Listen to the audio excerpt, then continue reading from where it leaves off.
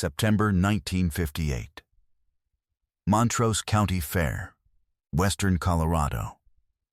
A 12-year-old boy named Ellis Hatfield had saved 11 months of egg and errand money, $4.60, to enter his calf in the Junior Livestock Show. The man running the show told him his entry was too late and pocketed the fee. What happened in the 40 minutes after John Wayne saw it would determine whether Ellis Hatfield ever trusted the world again. Ellis was standing at the gate of the livestock pen with the calf's lead rope in his hand, not moving, not crying, just standing there the way a boy stands when he has run out of what to do next. He didn't know the man in the plain work shirt who had been watching from the fence had a name anyone would recognize. Here is the story. The Hatfields ran 60 acres of dry ground wheat and a small cow-calf operation on the western slope of the Uncompahgre Plateau, 8 miles outside of Montrose on a county road that turned to washboard after the first gate. Ellis's father, Dale Hatfield, had worked that ground since 1941, 17 years through drought, through 2 years of hail losses in the early 50s that nearly ended it, through the winter of 1954 when 3 cows died in a blizzard, and Dale had borrowed $600 from his brother in Grand Junction and paid it back at $50 a month for 14 months without being asked twice. He ran the operation lean. He fixed his own equipment. He kept his family fed and his debts current, and he expected the same discipline from his children. Ellis was the middle of 3, a sister 4 years older, a brother 6 years younger. He had been working the operation since he was 8, the way farm boys work. Not as a favor to anyone, but because the work was there, and he was there, and that was the arrangement. He fed before school and after school, and on weekends he fixed fence alongside his father without being told what to do next, because by the time he was 10, he already knew. Dale was not a man who praised his children out loud, but he had given Ellis something in the fall of 1957 that was its own kind of statement. A calf. A Hereford heifer, 7 weeks old, born from their best cow. Dale had told him flat, "This one's yours to raise. You feed her, you doctor her, you decide what she needs." He did not say the rest, which Ellis understood anyway, that a boy who could bring a calf through a Colorado winter and present her right had learned something that school could not teach. Ellis had named her June. He had raised her through the winter on extra feedings twice a day, through a respiratory infection in March that cost $14 in vet fees he paid from his own egg money, through the slow business of halter breaking her in the spring until she walked beside him on a slack rope the way a good show animal should. By August, June was a compact, well-fleshed heifer with a straight back and a clean head and a disposition that came from being handled right from the first week of her life. He had been saving since October of the prior year. Egg sales, odd jobs for the Crandall family 2 miles down the road, a summer's worth of errand running into town for his mother. By September, he had $4.60 in a Prince Albert tobacco tin on the shelf above his bed, and that was enough for the junior livestock entry fee at the Montrose County Fair, which was $3, with money left over. His mother had pressed his good shirt. His father had helped him load June into the trailer without saying much, which was the way Dale said most things that mattered. The man running the junior livestock entries was named Carl Pruitt. He had run the livestock program at the Montrose Fair for 3 years, and before that had run it at the Delta County Fair in the same capacity. He was a short man with a clipboard, and a manner that suggested the clipboard made him taller. When Ellis came to the entry table at 7:40 in the morning, Pruitt told him the junior livestock cutoff had been 6 o'clock, and the books were closed. The sign on the fair gate said entries accepted until 8 a.m. Ellis pointed at the sign. Pruitt told him the sign was for open class entries, and the junior program had a different deadline, and he should have known that. Then, He told Ellis the entry fee was non-refundable regardless of entry status, and he would need to collect it anyway, because that was the policy for late arrivals. Ellis did not argue.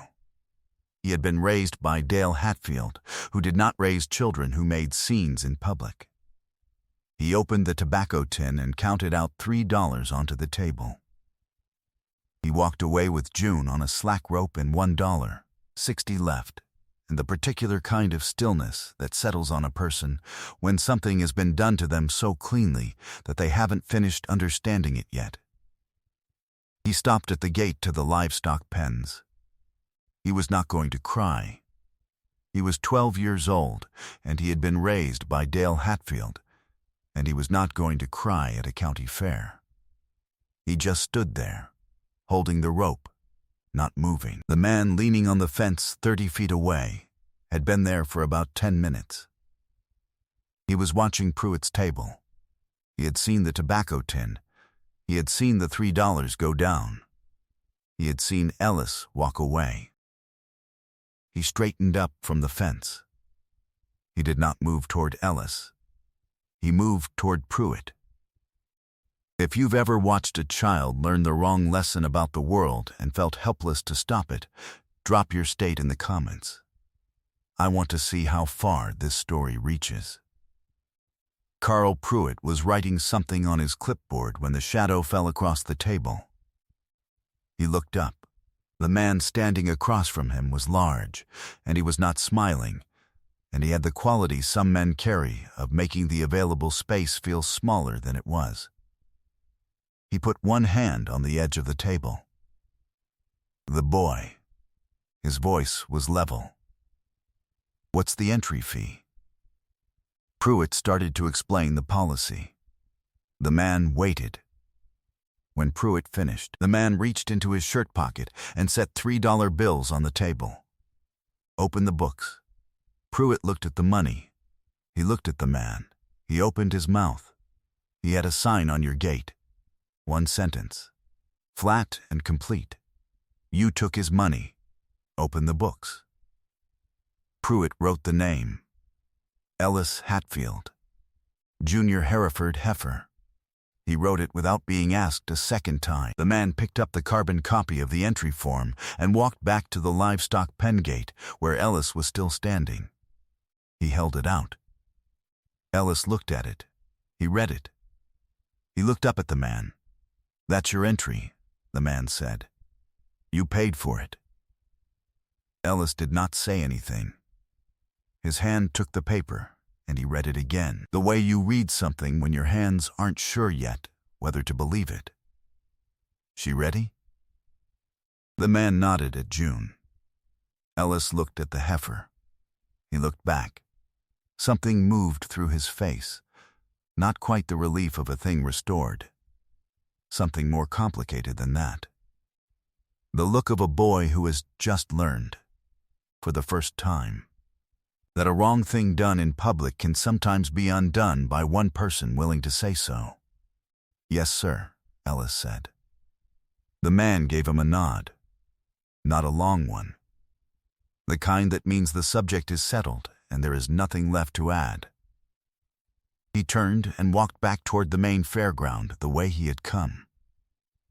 Ellis stood at that gate for a moment. Then, he straightened up. He put his hand on June's lead rope and tugged it once, gently, the way he had been doing since March, and she stepped forward the way she always did, easy and trusting, and he walked her into the show pen. He came in third. The judge noted her disposition and her top line. Third place out of 11 entries was a red ribbon, and Ellis Hatfield's name read aloud over the PA system in the livestock barn at the Montrose County Fair, September 1958, while his mother stood at the rail with his younger brother, and his father stood a little apart the way Dale always stood, with his arms crossed, and his face in the expression that on Dale Hatfield meant the same thing it meant when he had handed Ellis a 7-week-old calf in the fall of 1957 and said, "This one's yours." Ellis Hatfield worked the family ground for 6 years after that fair. He took over the operation from his father in 1967 when Dale's back gave out from 17 years of tractor work, and he ran it for 31 years after that. He expanded the cow-calf herd from 14 head to 62. He bought the adjacent 40 acres in 1974 and put it into hay to feed the expanded herd through winter. He sent 2 of his own children to college, his daughter to Fort Lewis in Durango in 1986, and his son to Colorado State in 1989. His son, Ray Hatfield, graduated from Colorado State with a degree in agricultural science and came back to Montrose County and took over the operation when Ellis retired in 1998. He ran it the same way his father had run it, which was the way his grandfather had run it.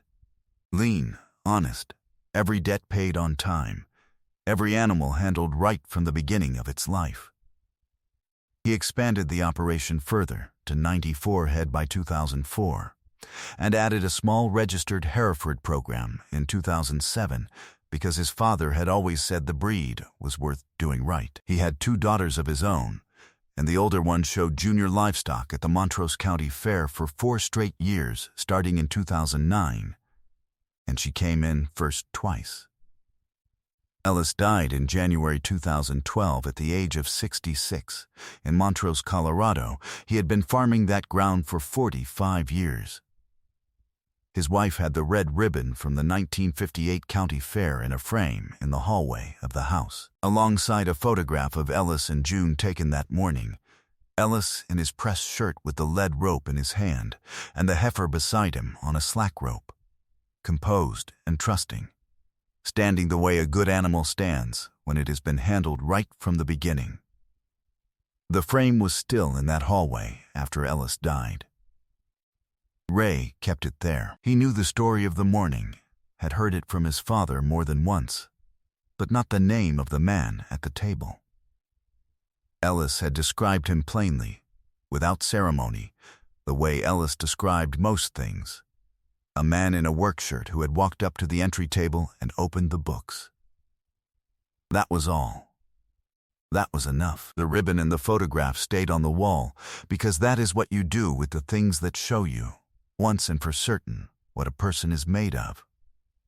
In the afternoon, the light came through the hallway window and moved across the frame the way afternoon light does, slow and without ceremony. And then it moved on, and the frame remained. John Wayne never told anyone about the Montrose County Fair. Not Ward Bond, who was in Colorado with him that fall. Not his sons. Not in any letter or interview anyone found. He went back to whatever he had been doing before he stopped at the fence, and the morning continued, and Montrose County was just a place he passed through. There is a particular kind of man who can watch a boy have $3 taken from him by a small man with a clipboard and feel it the way the boy feels it, who does not talk himself out of it, who does not look around to see whether anyone else is moving, who simply straightens up from the fence and goes back to the table and puts the money down. He did not tell Ellis his name. He gave him the entry form and asked if the heifer was ready and walked away. The boy had paid for it. It was his. That was the whole of the reasoning. Some things do not require more than that. If this story reached you, share it with someone who needs to hear it. Subscribe if you haven't yet. There are more stories like this one, and every one of them deserves to be told. And unfortunately, they don't make men like John Wayne anymore.